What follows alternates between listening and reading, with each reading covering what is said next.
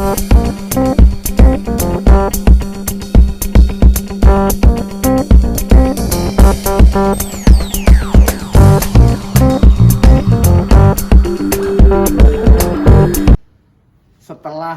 adanya policy yang diambil oleh Dirjen Dukcapil mengenai pencatatan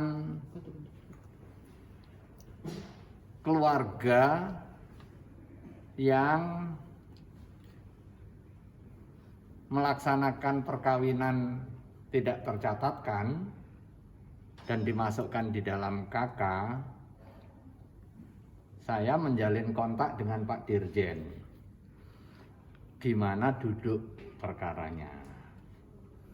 Setelah memperoleh penjelasan secara rinci, saya sampaikan perspektif fikihnya.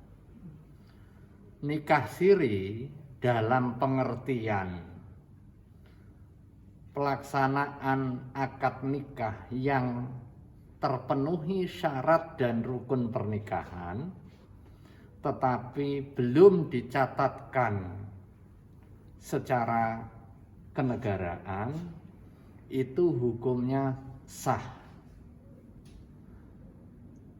Konsekuensinya, akibat hukum yang lahir dari peristiwa perkawinan itu melekat. Mulai dari kebolehan hubungan suami istri, kemudian tanggung jawab adanya nafkah, pengakuan terhadap anak dan status anaknya adalah sah secara syar'i, hingga ada hubungan nasab, hubungan perwalian, dan juga hubungan kewarisan. Itu konsekuensi hukum dari pernikahan yang sah. Akan tetapi bisa jadi itu melanggar ketentuan kalau negara mewajibkan pencatatannya. Sekarang perlu diurai mengapa ada peristiwa pernikahan yang belum tercatatkan. Faktornya tidak tunggal. Kadang orang mensimplifikasi bahwa nikah siri itu merupakan upaya untuk menyembunyikan, merupakan upaya untuk menghindari dari izin poligami misalnya, atau menghindari tanggung jawab memberikan nafkah, sehingga menimbulkan kerentanan bagi perempuan. Tetapi fakta di lapangan, pelaksanaan nikah siri itu tidak serta-merta hanya karena motivasi yang buruk seperti itu. Ada kalanya persoalan kesulitan akses untuk mengurus dokumen, kemudian karena jauhnya lokasi untuk kepentingan pencatatan. Ini adalah perlu penyelesaian, dan dengan demikian negara perlu hadir secara proaktif menjamin pencatatan dan juga hak sipilnya. Nah, salah satu terobosannya adalah mencatatkan di dalam kartu keluarga, dan itu bagian dari solusi. Undang-undang kita, Undang-Undang 1 tahun 74 tentang perkawinan juga menegaskan bahwa negara tidak dalam posisi menentukan keabsahan pernikahan.